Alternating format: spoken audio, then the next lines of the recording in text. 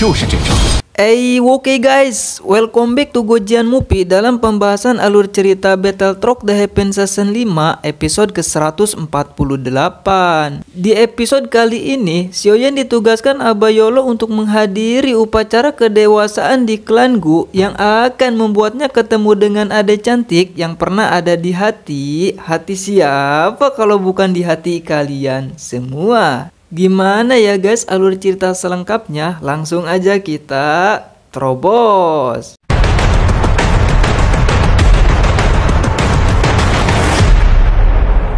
Baru setelah kembali dari Pulau Naga Timur, Xiaoyan menerima kabar dari Abah mengenai potongan peta api teratai pemurnian iblis yang terakhir. Walaupun untuk mendapatkannya bukanlah hal yang mudah, namun setidaknya Youchen mendapatkan informasi tentang peta tersebut yang akan dilelang di pameran dagang sparsial yang akan dihadiri oleh banyak ahli puncak di benua Doki. Walaupun acara pameran tersebut akan diselenggarakan kurang dari 1 tahun lagi, dan selama waktu itu Abah Youchen meminta satu hal, yaitu menghadiri acara kedewasaan klan Gu mewakili dirinya. Mendengar nama sekte klan Gu, Xiaoyan tidak bisa menahan ekspresi kegembiraan di wajahnya karena menghadiri acara kedewasaan klan Gu sama saja mengartikan bahwa dia akan mendapatkan kesempatan untuk bertemu Ayang, siapa lagi kalau bukan Dek Xun-Er. Xiaoyan meraih gulungan di tangan Abah dengan ekspresi tidak percaya dan segera mengingat-ingat segala kenangan dengan Xun-Er. Xiaoyan mengingat jelas bagaimana Xun-Er selalu berdiri di sisinya, bahkan ketika dia dianggap sebagai sampah keluarga, dan kenangan itulah awal cinta pertama Xiaoyan. Saking senangnya, Xiaoyan membayangkan momen-momen indah di pikirannya sampai Abah Youchen menghela napas karena ternyata muridnya ini mengalir pada jiwanya darah kepakboyan. Untungnya Peng Xian mengalihkan pembicaraan ketika membahas 8 klan kuno, dan atas semua pengalaman masa lalunya itu, Xiaoyan merasa setiap perjalanannya menjadi lebih kokoh hingga tanpa darah dodi sekalipun. Karena yang terpenting sekarang, Xiaoyan untuk mempersiapkan perjalanan menuju kota klan Gu, dan Xiaoyan bisa berangkat setelah Soisa selesai dan kembali dari pelatihannya mengendalikan tubuh racun dengan sempurna. Soisan tidak dapat menahan tawa melihat ekspresi wajah Xiaoyan yang terkejut dan berkata bahwa sekarang dia telah menyelesaikan pelatihannya dan berhasil mengendalikan tubuh racun seutuhnya. Berhubungan Xiaoyan saking sudah tidak bisa menahan rindu pada kekasih kecilnya dan Soisan telah keluar dari pelatihannya, maka Xiaoyan pun berencana untuk segera memulai perjalanannya menuju sekte klan Gu.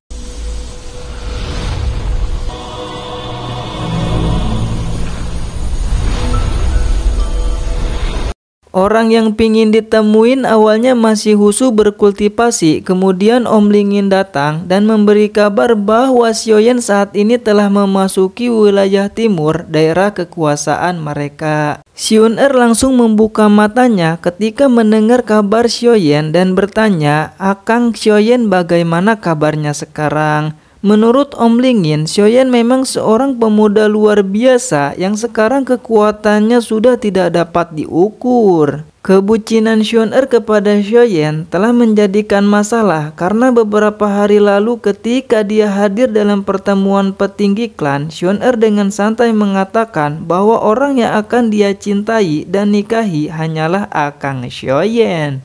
Pernyataan itu menjadi kontroversial, menimbulkan pergolakan di antara para tetua yang tidak mensetujui permata klan mereka yang mencintai pemuda klan Qiao yang sudah menurun. Para petinggi yang tidak setuju itu memaki-maki Xiaoyan dengan nada merendahkan, membuat Xun-Er tidak dapat menahan amarah sehingga meledakkan dokinya dan berkata suatu saat para tetua akan menyesal karena telah meremehkan kekasihnya. Walaupun pernyataannya itu pasti akan membuat Xiaoyan dimusuhi banyak tetua dan orang klan, namun Xun-Er yakin Akang Xiaoyan akan membuktikan dan membungkam orang-orang yang telah meremehkannya.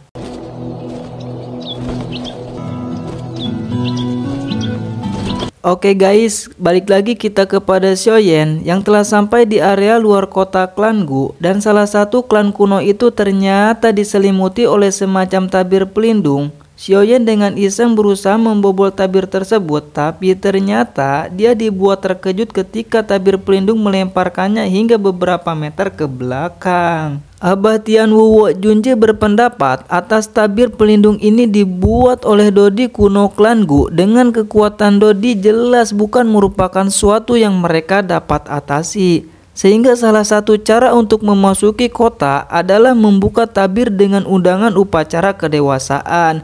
Dan benar saja tabir itu membentuk celah yang dapat mereka masuki. Ketika sampai di gerbang kota, Xiaoyan mendapat masalah atas sergapan dari para penjaga yang ternyata dipimpin oleh komandan ke-7 tentara teredam hitam, yaitu Ling Kuan. Tatapan Ling Kuan dengan penuh kebencian dan berkata bahwa semut kecil seperti pemuda itu tidak pantas menginjakan kaki di kota suci Gu. Tanpa banyak kincong, Xiaoyan melemparkan undangan yang dia terima, namun Ling Kuan masih sok bersikap keras dengan berkata, pavilion bintang jatuh dengan kekuatan kecil seperti itu tidak pantas mendapatkan undangan dari mereka. Ling Kuan memerintahkan para tentara untuk menyerang Xiaoyan, meskipun pada akhirnya tentara itu dapat diatasi oleh Xiaoyan dalam beberapa kedipan.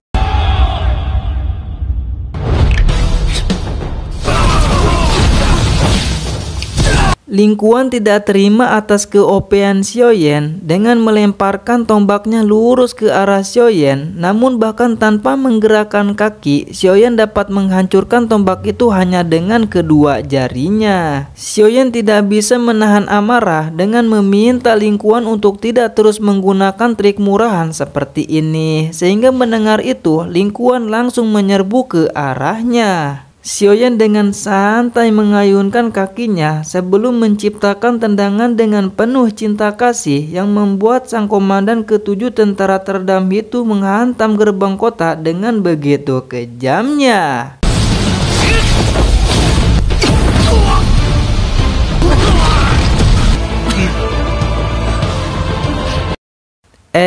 Gimana guys? Episode kali ini seru banget kan? Siapa sih di sini yang gak baper? Karena akhirnya Xiaoyan bisa bertemu untuk melepaskan rindu dengan kekasih kecilnya.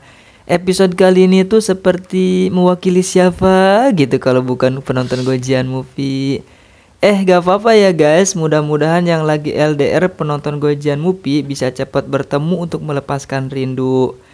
Oke guys, BTW bantu subscribe Gojian Movie untuk lebih semangat lagi menghibur kalian.